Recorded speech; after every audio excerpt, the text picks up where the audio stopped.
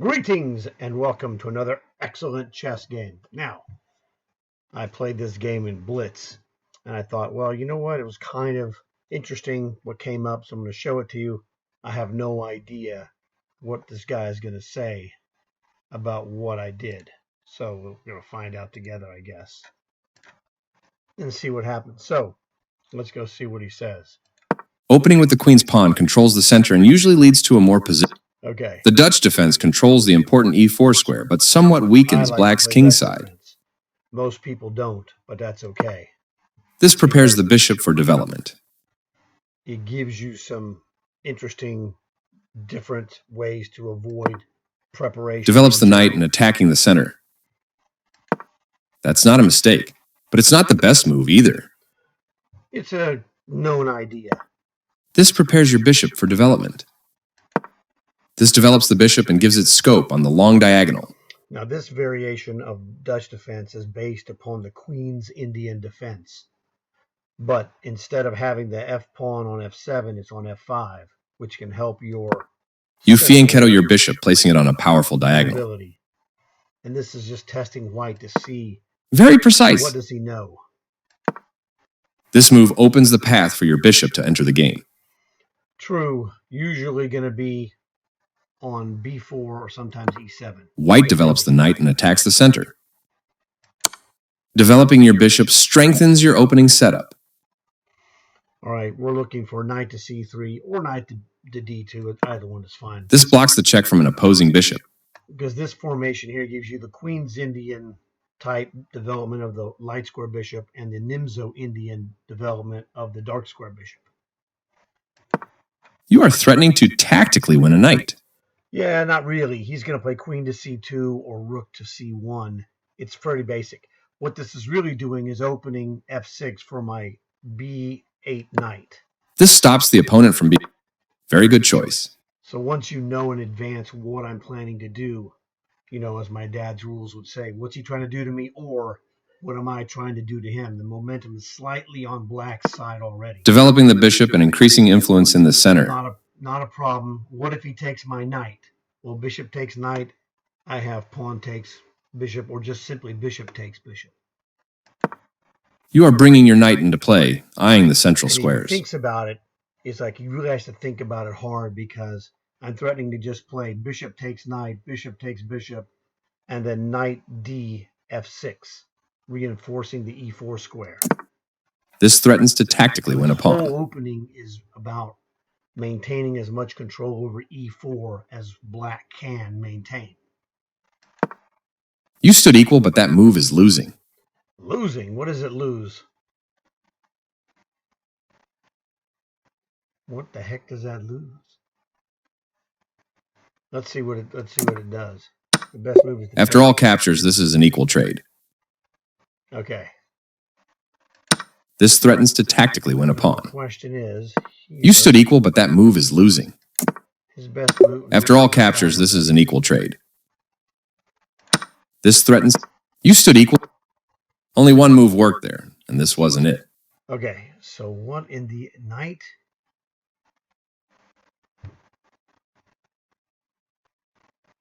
Oh, my bishop is inconvenienced. Got it. I should have. What happened here is you stood equal. This threatens to tactically win a pawn. And in a blitz game, you make a mistake like this: knight d f6. The correct move would really be bishop takes knight, or knight takes knight, exchange off, and then play knight f6. Okay, so that's my mistake. Only one move worked. There was only one good move, and you found it.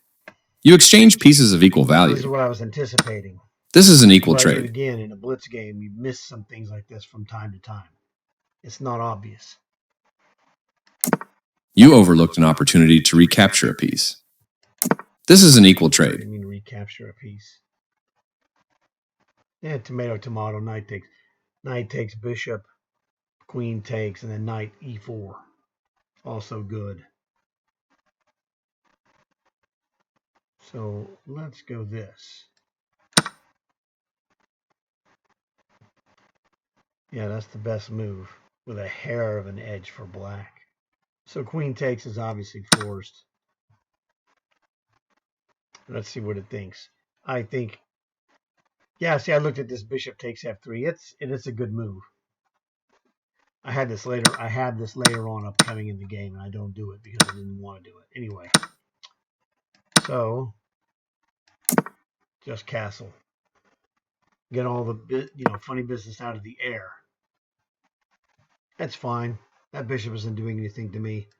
And what happens here in this whole opening setup of e4, queen e8, queen h5, sometimes g6 is very good. Really moving. He moved that. I don't think that rook move was a good move. Rook to e1 is not right. What the heck is the right move? The right move for him is beats the hell out of me. Now, why is it going offline? Well, I don't know. Whatever, doesn't matter.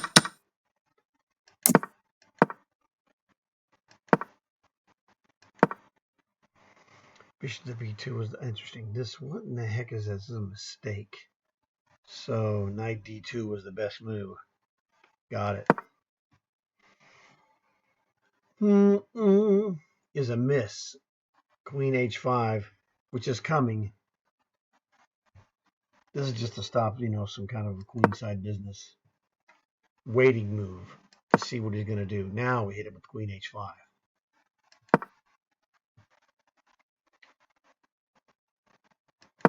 Whatever, dude.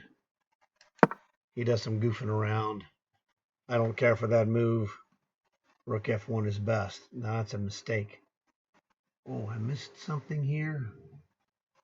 Can't win the knight. I must have missed. Oh, knight to c3 is probably the best move. This is oh, no, I can't do that. He's attacking my queen. Yeah, queen h6 is what I play. That's the best move. Minus 3.2, he says. Okay, well, he comes back. Now I'm threatening.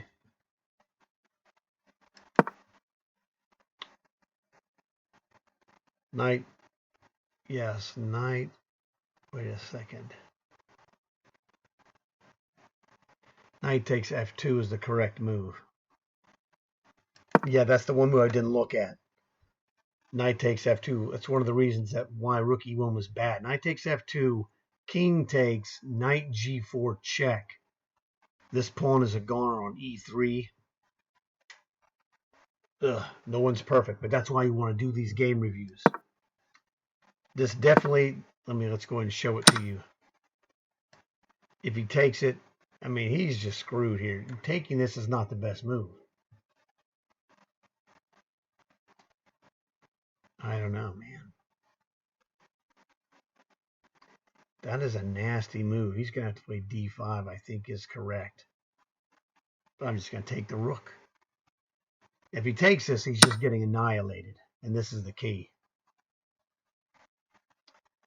Ka-chunk. Knight g4, like I told you, is just a nasty move. And this knight takes e3 is super nasty. Also, bishop takes and queen takes h2 is just sick. So this is just absolutely crushing. I made a mistake. That's the second mistake that I made. Well, nobody's perfect. I played knight g4, which is very good, but I had a better move. It was basically the same combo. Knight g takes f2, and this is just wrecking his world. And I'm in a world-wrecking type of an idea. Now, I wonder if rook f6 is the move. It says no, queen to f6. Queen to g6. Well, I decided let's rip him to shreds, shall we? Queen g6 is the best move. But I'm ripping this guy. He's got a problem. His problem number one is this. And here's the thing. My knight takes h3 check isn't the best move, but it's a very good move, and it's really got a problem.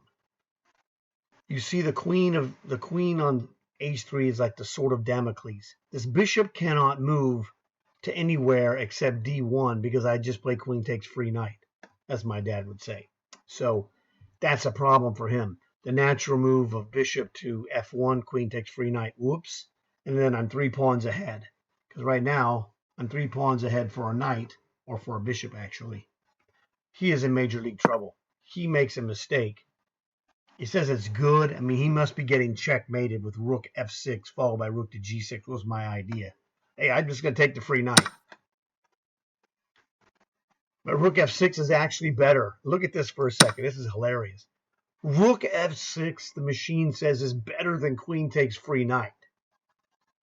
Hey, it's hard, as my dad would say, it's hard to pass up a free knight. Okay, queen takes free knight. It's like, come on, bro. You're winning. Rook f6 is nasty. Because this rook to g6 is just a vicious move. He got me. The computer is correct. Rook f6 is the better move. In a regular game, I would have looked at this more intensely. But this is a blitz game. Play the moves that you see.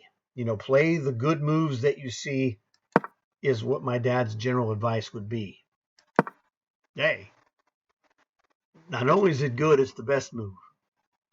Now, he plays a really clever move here, and I'm like, you know what? I don't even care. I'm going to play rook g6. What do you think of that? It says queen takes e3 check is the best. You know, I'll be honest, I never even saw that move. I'm not worried about taking a pawn.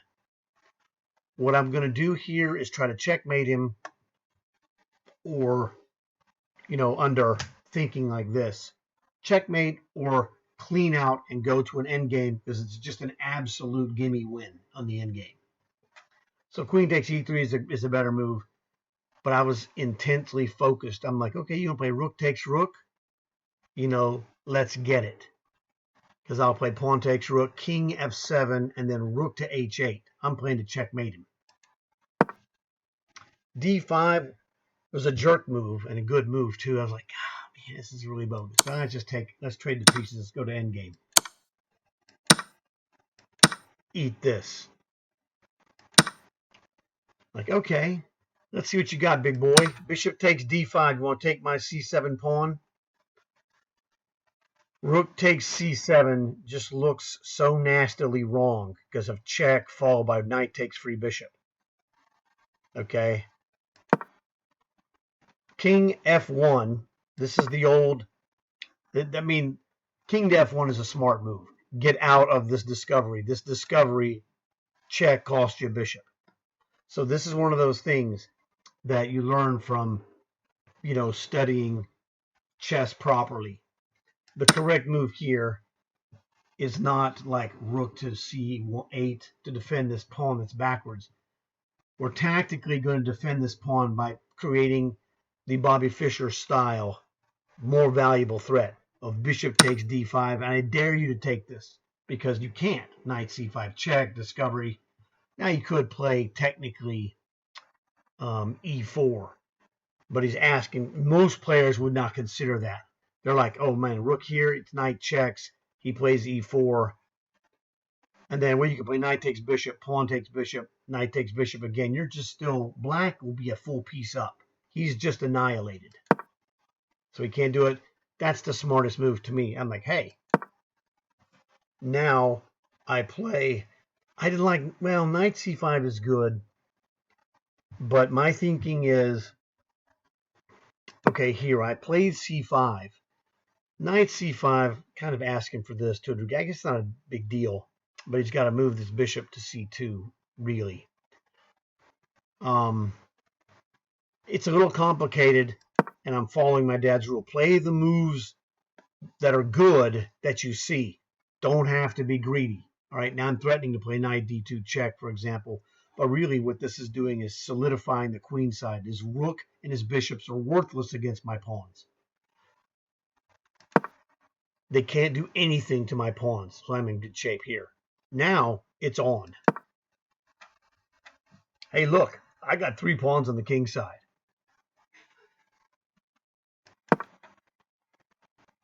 I don't know. I think moving his rook would have been better, but rook to d1, that's not the move I would have thought of. I would have thought of maybe trying to stop it somehow. rook to f1 or something like that. I don't know. Like the king, this is the best move because you've got to get your king to support these pawns. King to g6 is an important potential move because he's got stuff like rook to h1 attacking this pawn. That is a very good move. Got to give him credit where credit is due. Wasn't sure about h5 for sure. Because the thing I don't like about h5, well, I guess I could have played h4 if he plays rook h1. Tomato, tomato. Yes, as you see, rook to g8 is a really good move at minus 4.98, but slightly better is rook to h8. I'm not worried about that. Play the good moves that you see. He's trying to play, what's he trying to do to me? Rook takes free pawn check. Not happening. Now, king to g6 is best, but king to g6 is against this bishop, and it's like, it's kind of, in a blitz game, it's a little scary. So I'll just play it. I'm playing it super safe. I've got this easily won. When you have the experience of winning endgames, this is easily won. Well, this is just, you're annihilated, buddy. Bishop takes, obviously. We cannot allow rook checks here. That'd be stupid. Now, normally this is a bishops of opposite colored with the rooks, but because the pawns are rolling and this bishop controls the queening square of the h-pawn, black is crushing, even in bishops of opposite colors. This bishop is worthless. He's the tallest pawn on the board. Look at this. I dominate this long diagonal bishop. Rook, rook, king, pawn and king, pawn. Bishop c3 and bishop e1 is his only chance. He's just getting destroyed here. There's nothing Magnus couldn't save this game, all right? h5 is coming, my brother. Here, another one, more flexibility. g4 is also strong. The problem he has with the g-pawn is I've got bishop guarding g2, and then that, if he blocks it with rook g1, h5, etc., it's bad news. So now g4, which it says is not the best. h5 is the best. Whatever, dude. These are technicalities. g4 wasn't the best move. Rook to, g6 isn't the best move. The best move is it was h5. Okay, fine. Again, h5 is still the best move. So, but see, g3 is actually winning. It doesn't matter. He plays bishop e1. I go, actually, I can do whatever the heck I want. But I'm just going to play g2. Technically, h5 is better. Okay, g3 is not as good because, well, actually, no, that's right. No, that's fine. I played h4. If he goes bishop to e1, h4 is the crusher. He's going to get swamped because I'm threatening to play h3. And the old rule is that two pawns connected on the 6th rank beats a rook straight up. So the fact that he's got a bishop and I got a rook over here means he's annihilated. Yeah, well, good luck with that. He played literally bishop e1 as the only move that doesn't just get rolled off the board. And I play the only move that also doesn't get rolled off the board. He just is, the sword of Damocles are the two pawns, passers just crushing. I'm like, come on, dude. I mean, which way do you take it? Pawn takes is winning because g2 and rook h6 followed by rook h1. But rook takes is winning because I'm just going to take this pawn or queen, whatever. To be honest, that's not the best move. The best move is h3, right? This has got to be the best move. This is just, h2, and then rook g1 is just absolutely crushing. Whatever. Yeah, h3 is best. It's made in 20. There you go. And I don't do made in 20 here, but I'm looking at this with my positional chess eye, is that h3, h2, rook, and rook g1 is game over. All right? In Blitz Chess, you're playing good moves that are winning, and the moves I'm playing are all good and winning. But technically, H3 was to my eye now, after the game, the best move. No problems. What are you going to do, Bobby Fischer? I'm just slaughtering this guy. H3 is the best. No, it's not. Really. Rook B1 check. Oh, Rook B1 check. King to here loses to Rook to B2, and I skewer him. I'm thinking, okay, here's the dealio. H3 is played because positionally, if there's no tactical win of the rook, this is a winning move with bishop to G2 positionally. So my mistake, I didn't see that Rook B1 check, King D2, Rook B2 is a forced win of the rook. That's on me. And that's okay. It doesn't matter. There's nothing he could do. There's nothing that White can do. He's just dead lost. It was mate in 7. Now it's mate in 6. I'm not playing in mate in 6 moves. I'm playing a queening and then crushing you like a bug. Bug crushing is what it's called. And these moves are happening like this, okay? He's got 21 seconds. I have 28. This is dead. He's dead inside of probably 8 seconds or less for me. I'm not even taking time. This boom, boom, boom, queen. He goes there. Queen checks. Actually, queen to C7 check is probably a little better, but it's okay. Oh, that's the best move. Sorry. My bad. Queen to G7. Oh, queen. I didn't realize queen to H8 is checkmate. That's hilarious. I'm going to checkmate. What I saw, I'm doing what my dad's rules tell you. Now, this is 20 seconds for my opponent, 26 seconds for myself, but I'm not thinking. This is just all eyeball chess. I didn't realize I got a Three Stooges mate here on H8.